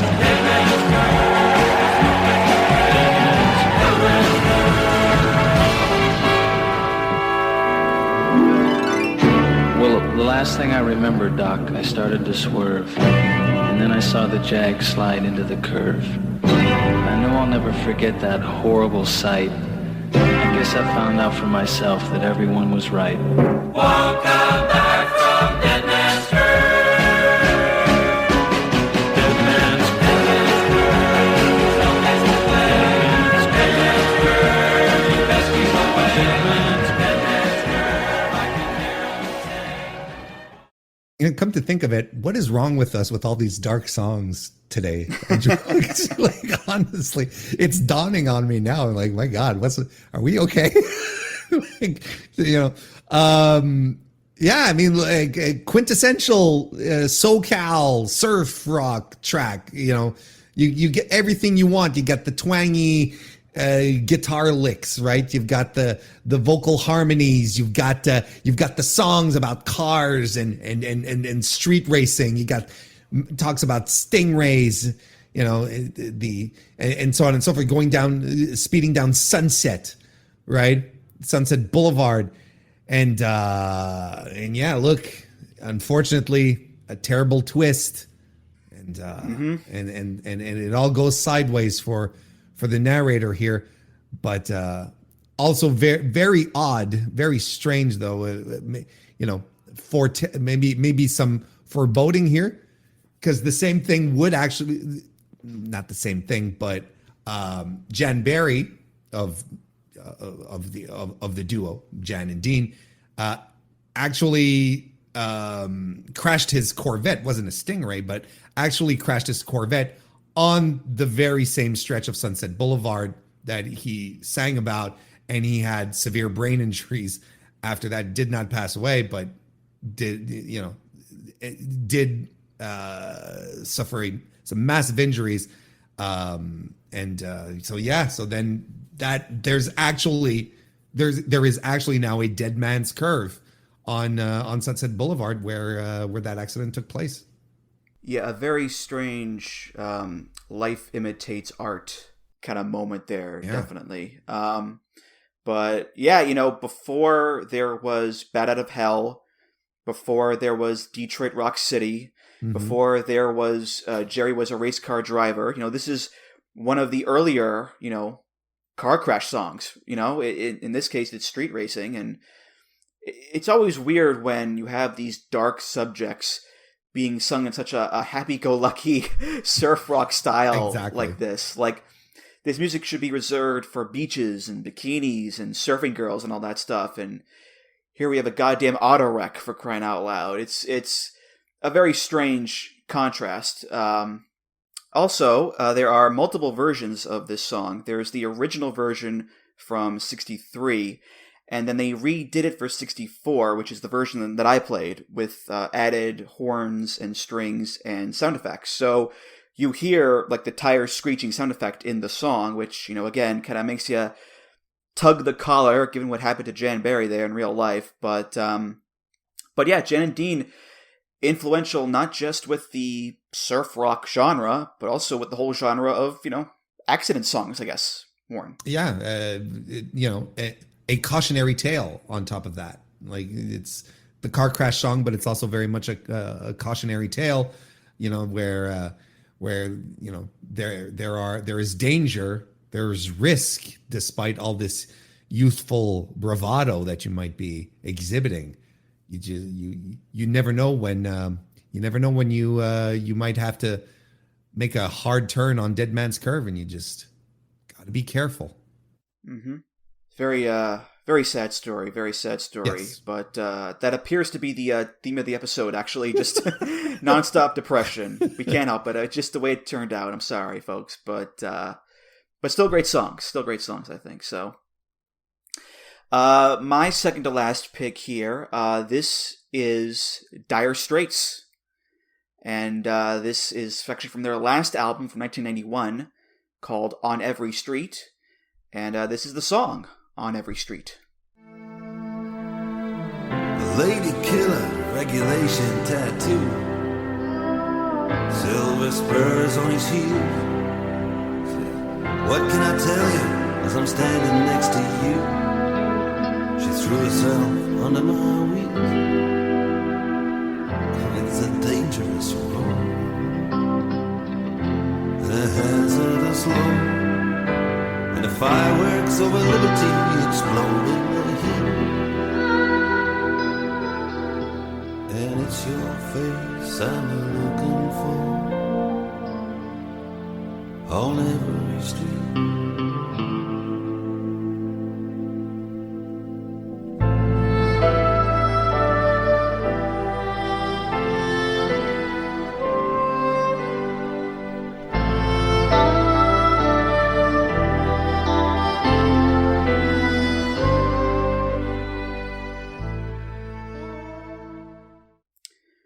So we had Florida Springsteen with Yellowcard earlier, And now we have Newcastle Springsteen, as I think of him. I've said before, Mark Knopfler is both a master musician with that guitar of his, and also just a master at painting a picture with his songs. Such a great lyricist and descriptor with the words. A lady killer regulation tattoo, silver spurs on his heels. A 3-chord symphony crashes into space. The moon is hanging upside down. And the narrator is obviously looking for someone. He's longing. It's your face I'm looking for on every street. And that sense of longing and sorrow is in the music, with the tone of the guitar and the saxophone. And it's just a sad, slower song. And also just a really damn good song as well, Warren. Yeah, I mean, we often talk about Sultans of Swing when it comes to that's the song that comes a lot into mind. But Money for Nothing as well. But those are usually the two that pop into people's head. I love this song. I absolutely love this song, if only because the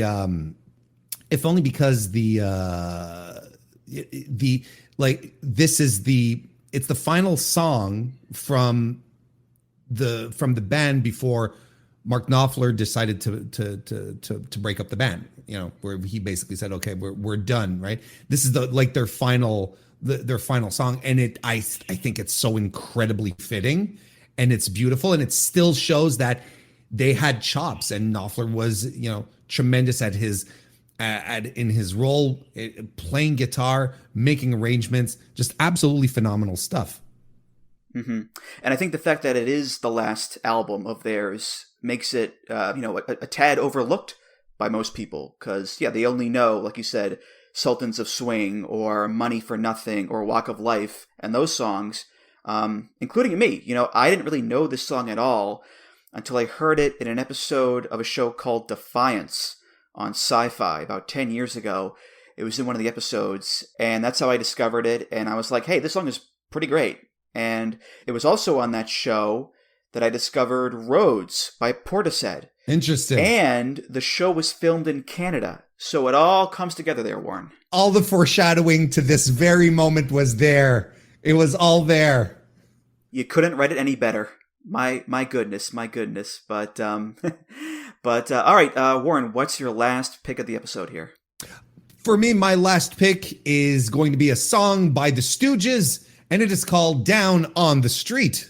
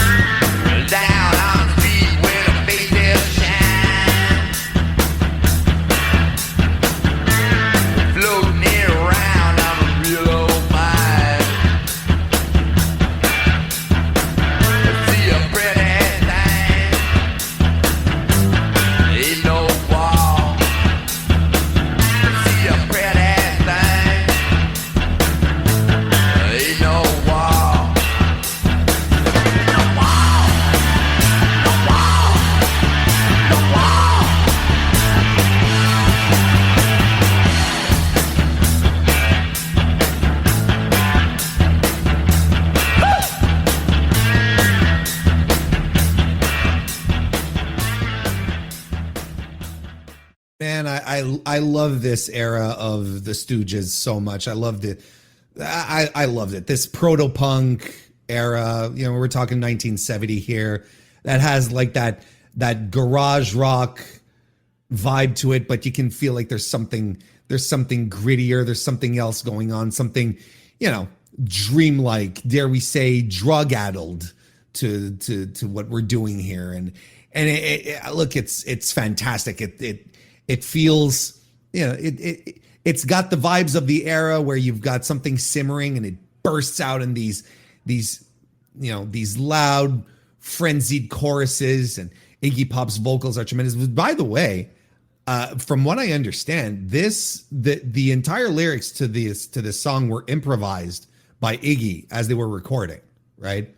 Because the Stooges would record live, like they wouldn't do sessions where each guy would come in with their instruments and then do their things.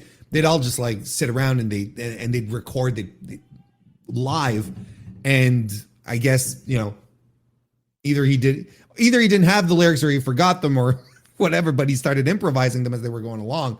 So it just adds to this this gritty, psychedelic in some places vibe that this song has. I think it's phenomenal. I really think it's one of my favorite Stooge songs. It's one of my favorites. Yeah, I gotta give it up to Iggy Pop, man. Him, Mo, Larry, Curly, Shemp. They're one hell of a band, for sure. Yes. Whoa, whoa, whoa, whoa, whoa, whoa. Knock.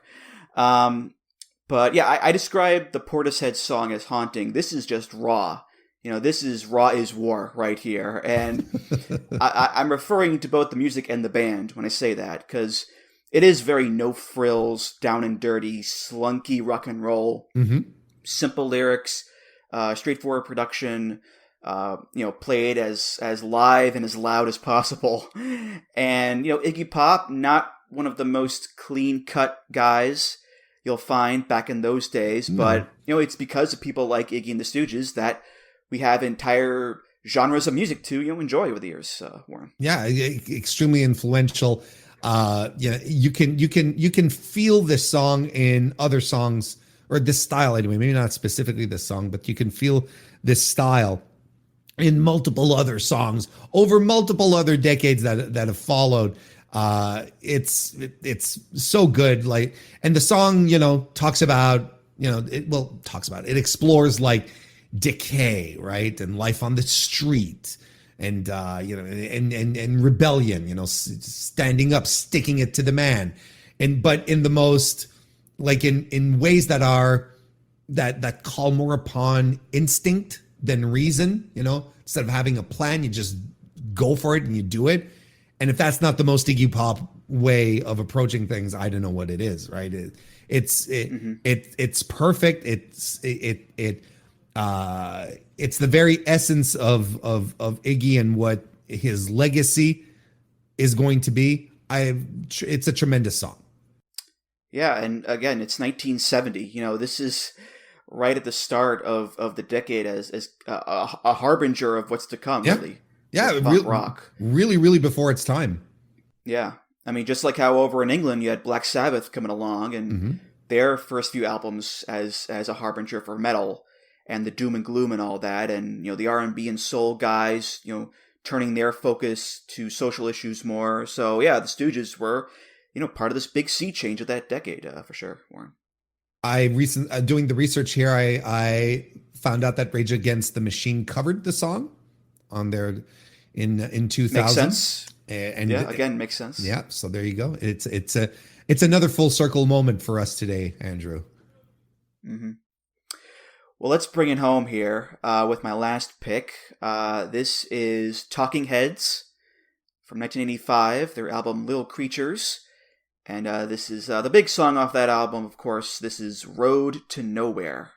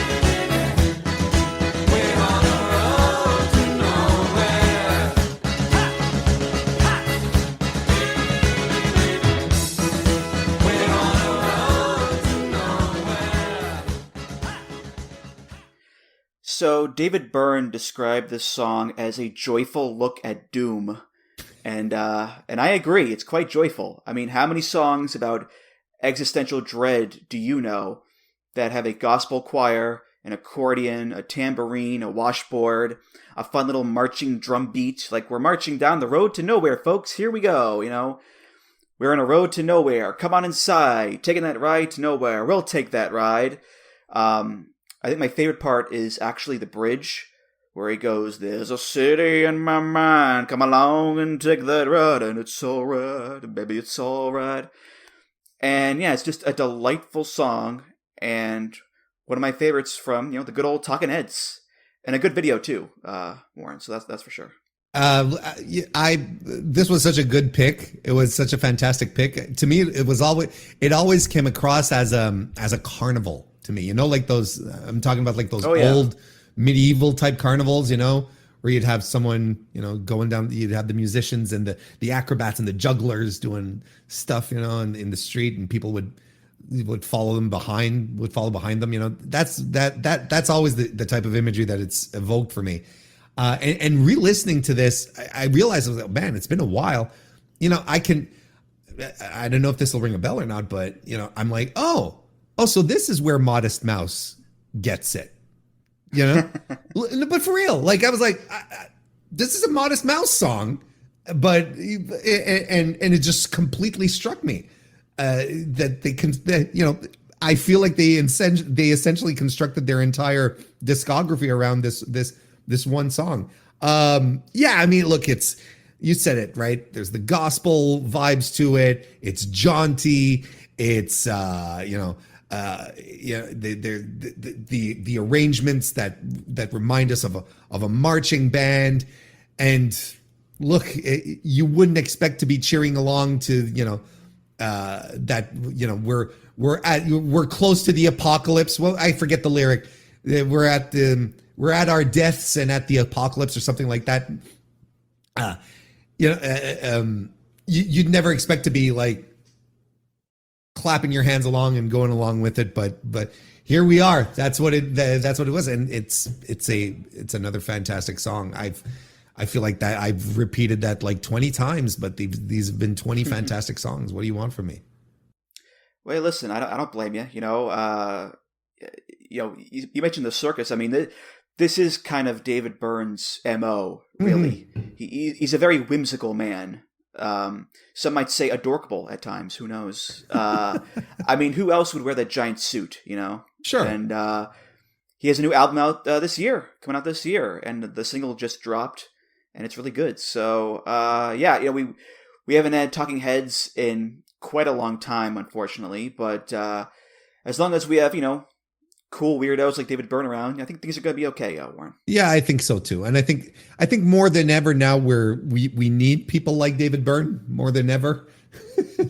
I think he still has he still has a lot to offer, and just Talking Heads in general. I'm really glad that Talking Heads is getting a bit of a, what would you call it? It's not a revival, but a renaissance. A renaissance. I prefer that to revival. Yes, a renaissance, because it's just one of these bands that you don't realize how much of an impact they've had on the art of music and how much they've influenced musicians moving on, like Modest Mouse.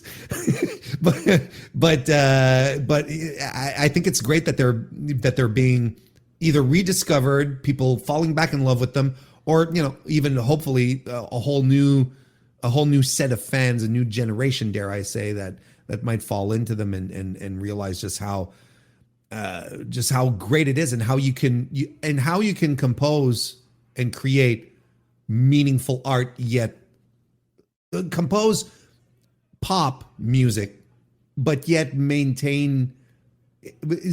still have it be meaningful, which is something that is lost in a lot of circles. And there you go. That ultimately that's my analysis of it. How about that? Well said. All right. Well, those were our songs.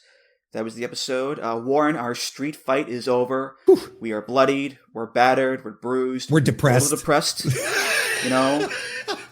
Jinx. Indeed. But you know what? We come out of it with newfound respect for each other.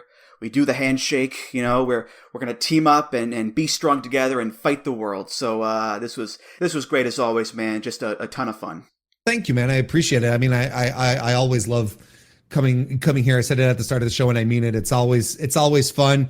I love talking about music. Don't do it half enough as I can, as much as I should.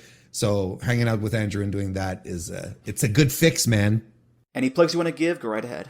Oh, okay. Yes. Mr. Warren Hayes Show is my wrestling podcast that I do every week, and is available on your favorite podcast application or on youtube.com/Mr. Warren Hayes. If you head on over to the YouTube side of things, I also live stream there a few times a week, where we just recap stuff that's happening, have a little fun. It's a good community event and got some good people that hang out in the chat. You should give that a try. So to do that, you just have to subscribe to youtube.com/Mr. Warren Hayes. And on top of that, I do a weekly AEW Dynamite review, which is always a good time. It's always fun. So that's the long and short of it. And of course, I have a few articles up there at voicesofwrestling.com.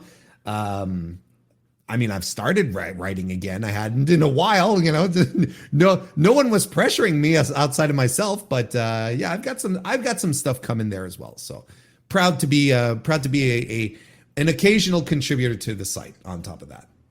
Alrighty. Well, Voices of Wrestling Podcast Network, like Warren said, voicesofwrestling.com, all of the shows, previews, reviews, articles, things like that. Bluesky at Music of the Mat and at Just Andrew on Bluesky there. If you want to leave a comment about this episode, share your picks, voicesofwrestling.com/Discord. That's also where I post the Spotify playlist for each episode. And make sure you subscribe to the show on Apple, Spotify, or your podcast player of choice, and leave a nice rating and review. All right, the playout song for today. This is from 1996. Sheryl Crow put out her self-titled second album. And this is one of her big songs. Every Day is a Winding Road. Thanks again, Warren. Thank you.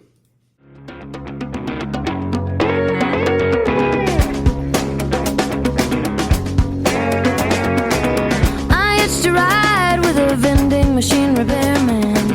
He said he's been down this road more than twice. He was high on intellectualism. I've never been there, but the brochure looks nice. Jump in, let's go. Lay back, enjoy the show. Everybody gets high, everybody gets low. These are the days when anything goes. Every day is a winding road. I get a little bit closer. Every day is a faded sign. I get a little bit closer to feeling fine.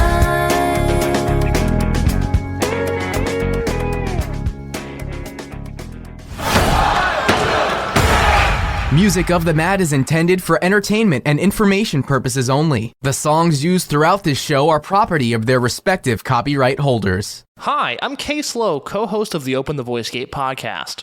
The one question I'm constantly asked when it comes to Dragon Gate is, how do I get into the promotion? Well, stop asking and start listening to the Open the Voice Gate podcast, released every Wednesday on the Voices of Wrestling Podcasting Network. For exclusive news and show reviews, look no further than the leader in Dragon Gate coverage, Open the Voice Gate.